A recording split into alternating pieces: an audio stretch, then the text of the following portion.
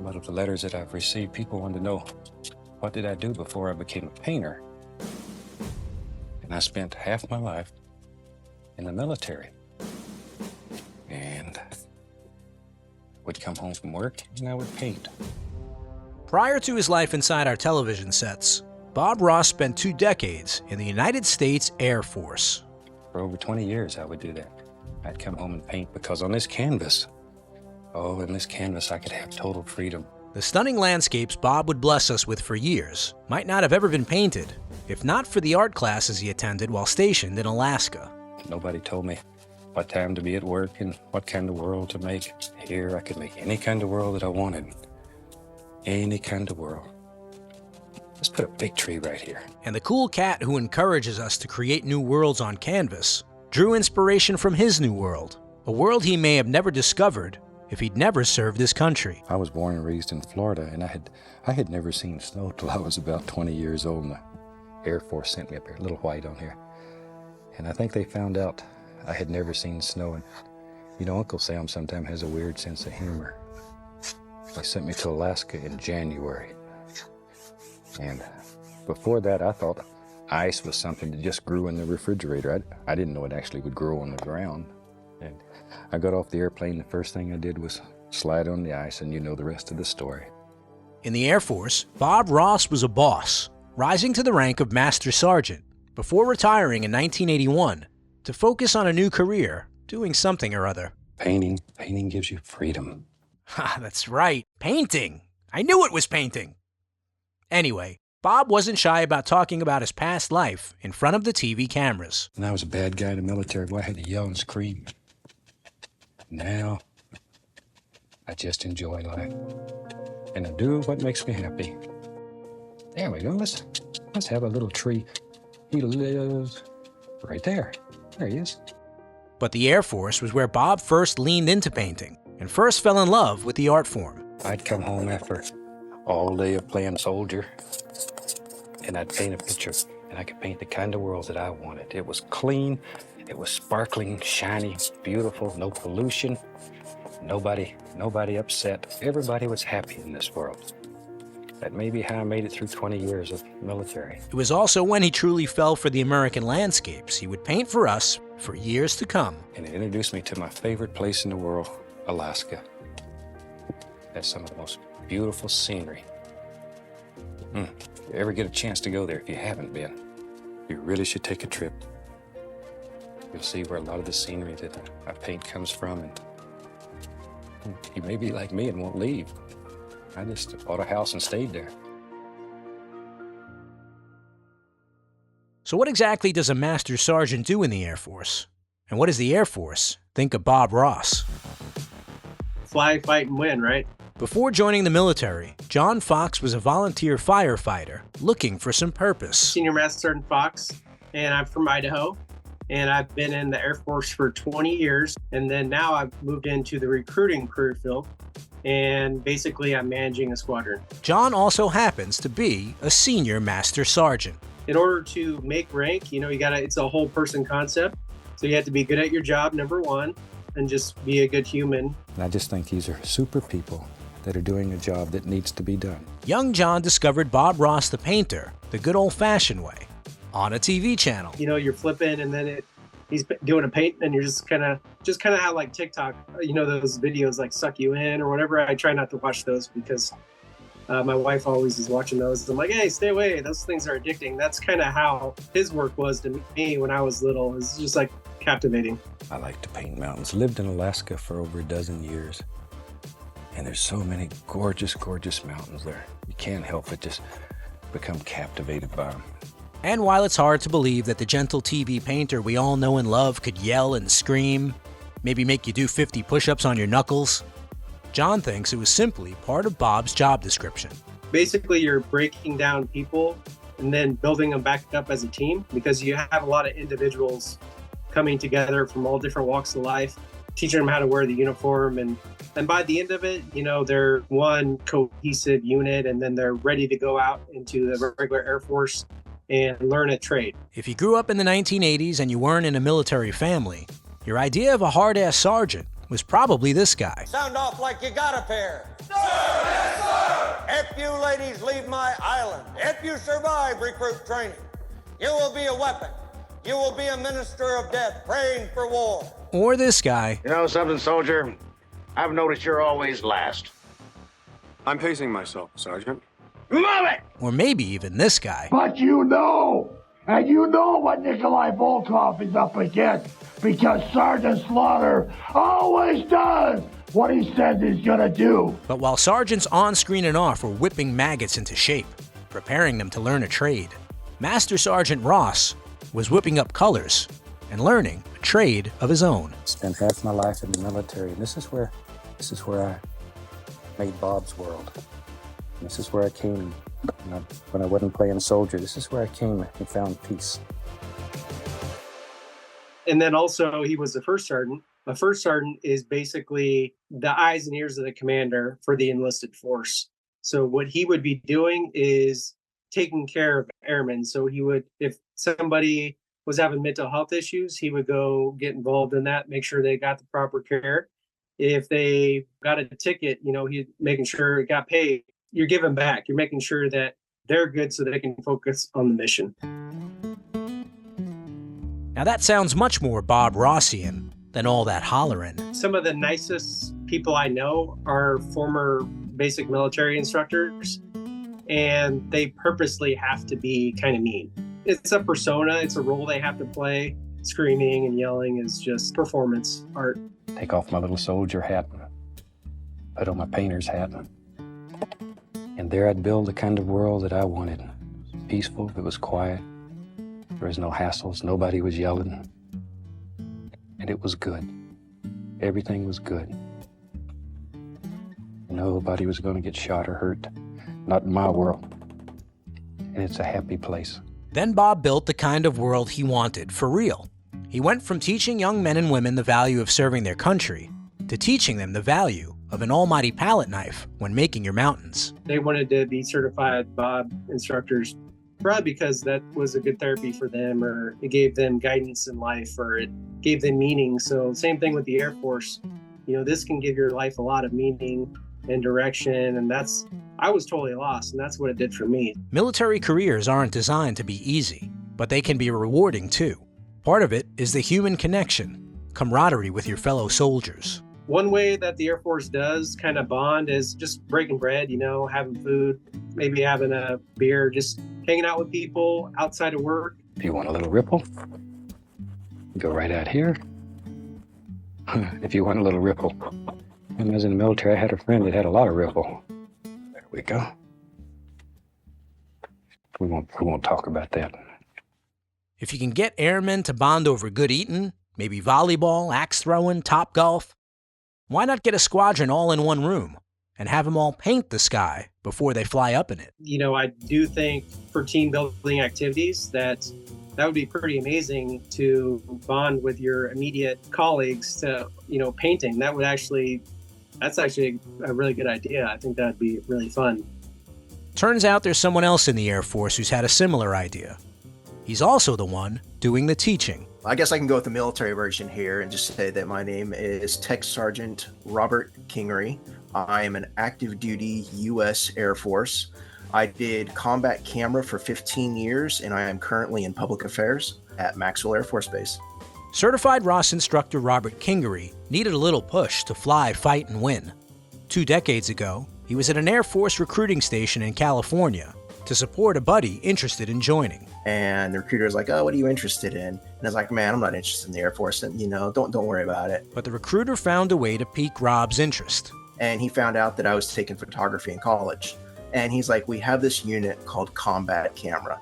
And he's like, "It's exactly what it sounds like. You go out into the field and you document combat." Rob's buddy didn't wind up joining the Air Force. But I did. So yeah, I ended up having to tell my folks, hey, I kind of did a thing today. Maybe in our world there lives a big tree. Get brave, but this is your bravery test. And it comes right down there, like so. Big, strong tree. There he is, right there. But way before Rob became interested in serving his country, or even taking a picture, he was intrigued by something else. It's fun if you're doing paintings where friends or relatives or anybody's watching to put the color in this black part and don't tell them there's color there. And then you take a little bit of white and touch it, and they think you're doing something that's magic because all these beautiful colors will just jump out at you. It was just mystifying watching Bob do his magic for, was it 27 minutes? And it was just the most amazing thing to sit there and watch him as a kid. And you're just like blown away.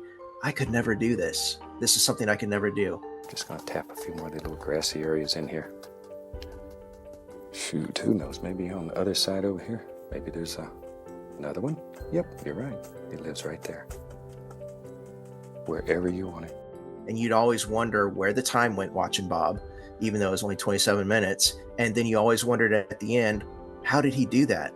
Most of the stuff we get warm and fuzzy over are also the things that make us long for our youth, or get sentimental over a shared experience with friends and loved ones. But for a lot of folks, Bob Ross transcends nostalgia. The mysticism and the magic Rob's talking about, it's not just happening on a canvas in front of a camera. I never thought that Bob would have an impact on my life the way that he did. I'll probably get choked up during this just because of the way it happens. Awesome. But, yeah, give it to me. And when that magic enters your actual life, it feels monumental. I was having a dark time at a duty station. It was a rough environment as far as leadership was not necessarily the best. They were coming down on me and all my airmen, and it didn't seem like there was anything I could do. And for some reason, I ended up putting Bob Ross on one of my monitors and just had him playing at my work every day, all day. I had the Bob Ross YouTube station just pumping. We'll start with this one down here. There. See, well, now he's a happy little tree. He was sad till we put some leaves on him. But in our world, everything's happy. And soon I became known as the Bob Ross guy. It was the weirdest thing. They'd be like, wow, oh, hey, you got Bob Ross on. Oh, that's really cool. I spent half my life in the military playing soldier. And now I just make happy little things. Then one of my airmen brought in a poster. He's like, hey, Sergeant Kingery, I was thinking of you when I saw this poster and I thought you should have it. And so he brings over this poster of Bob Ross painting, is that no mistakes, just happy accidents. And so I put that up in my little cubicle. And then another airman came by and said, hey, I found this great calendar. You should put it up. It's awesome. I saw that Bob was having an effect on not just me, but other people. And my wife saw it because I started watching Bob Ross at home then too. And I mean, when I said that I was having a dark time, it was really like you could almost see I was gray. It physically was affecting me. I was just a miserable person. There's nothing bad here. There's nothing but good things here. Listen to the news sometime and it really depresses you. Somebody got hurt, somebody else got shot or killed. You can go to your easel and you can make the kind of world that makes you happy. My birthday was coming around. My wife was like, you know what? We're going to do something. We're going to hire a Bob Ross instructor. He's going to come and teach at your birthday. Bring a couple friends and let's just see how it goes. And soon after that, brush in hand, searching for a way to lift his spirits, Tech Sergeant Robert Kingery begins to paint. Does this mean you want to get your paintbrush out yet? This one you'll like. As I say, even if you've never painted, this is a beautiful little painting to do. All of a sudden, the weight lifted from me. It was the most amazing thing ever. I was so happy. And my wife saw me. He said he was going to get choked up. She saw how much of a change it did to me. And she saw me helping other people. She's like, you could do this. This is something that you could do because you were helping out everybody else while the instructor was helping other people. There's no violence. No one's hurt here. Everyone's happy.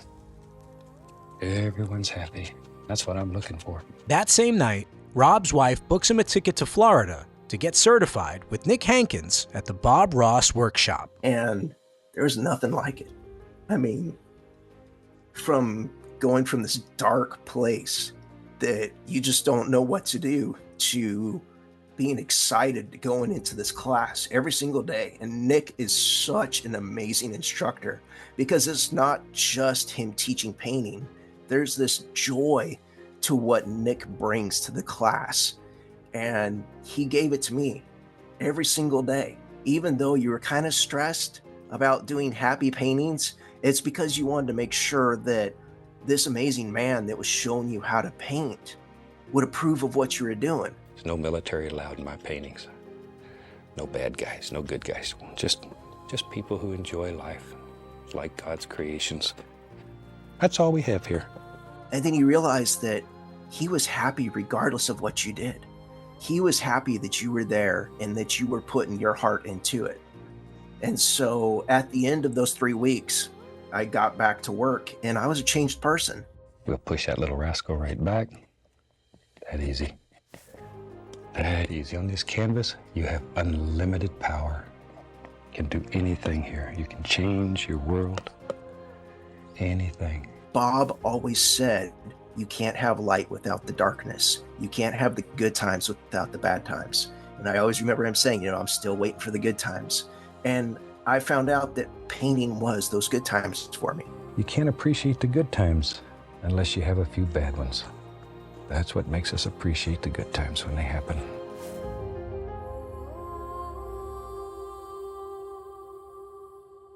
Once Rob becomes a CRI, he finds his opportunity to take the skills and the joy he acquired and share that with his fellow airmen.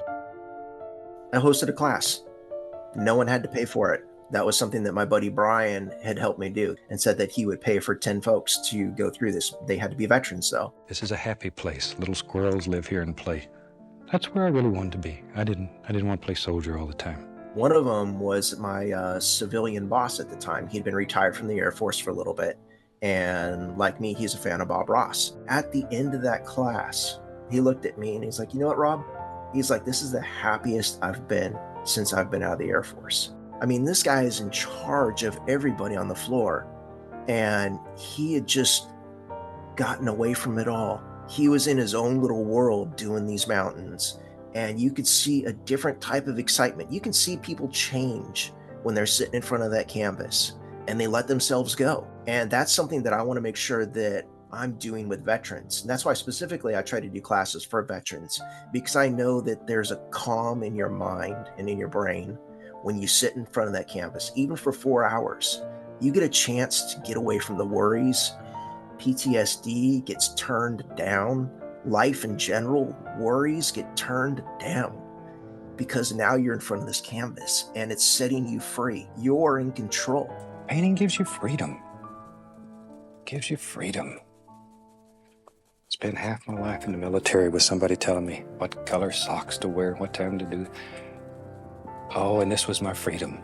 I'd go home in the evening and I'd paint, and there I could create any kind of world that I wanted.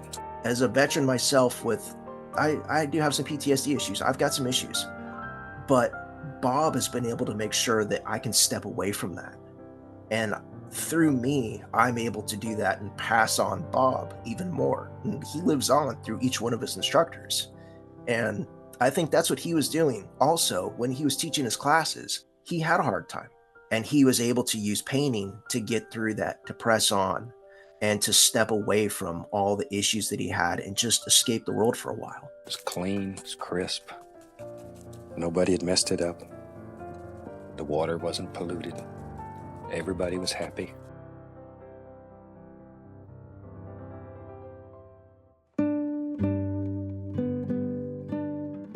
No matter what your line of work, the joy of Bob Ross allows you to escape the world for a while. For soldiers, sailors, Marines, airmen, the reality of their world can be a little harsher. We're all giving up a little part of our lives to be in the service.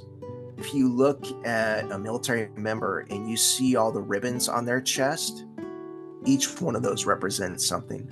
That's a birthday that they've missed. That's a wedding anniversary. Tech Sergeant Robert Kingery, still on active duty, still watching the joy of painting, is helping veterans cope with that reality. The fact that he's drawing inspiration from a veteran feels like the best sort of touch. His presence is infectious. It's amazing to hear those brushes and the palette knife scraping across the canvas. I can hear it in my head now when I'm talking about it. It just reverberates inside your soul. And this painting was a way of finding a world that was full of peace, and it was calm, and there was no bad things here. Reach out, find your local CRI, get into a class. It's not a silly thing to do. It's something that will actually change your life. And whether you have a friend or a family member in the military, or you know a comrade in combat, Rob says the most important thing you can do is simply to stay connected. Just check on your friends, check on your family, check on your veterans.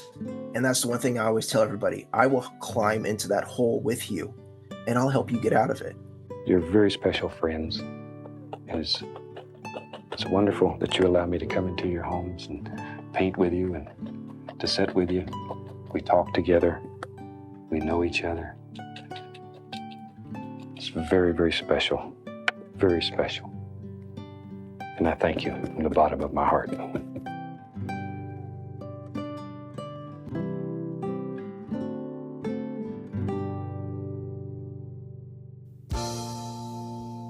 The old clock in the cockpit tells me we've got another finished podcast episode. I want to thank my guests, Senior Master Sergeant John Fox and Tech Sergeant Robert Kingery. If you or someone you know is a veteran in crisis, you can call or send a text to 988 or visit 988lifeline.org. This happy little episode was produced with help from James Shapiro at Jansen Media and mixed by Digital Sound and Video of Daytona Beach, Florida.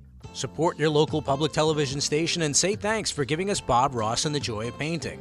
We want to see your paintings. Use hashtag #PaintLikeBobRoss. Bob Ross certified instructors, they're the only ones that know how to teach you Bob's world-famous painting method. So don't settle for second best. Find a local CRI at bobross.com and then click Take a Class. And if you got your own Bob Ross story to tell, you know I want to hear about it, leave us a message at 866-FANBRUSH or send an email to podcast@bobross.com. And you can follow us on Instagram at @BobRoss_The Joy of Painting. I'm Ron Scalzo.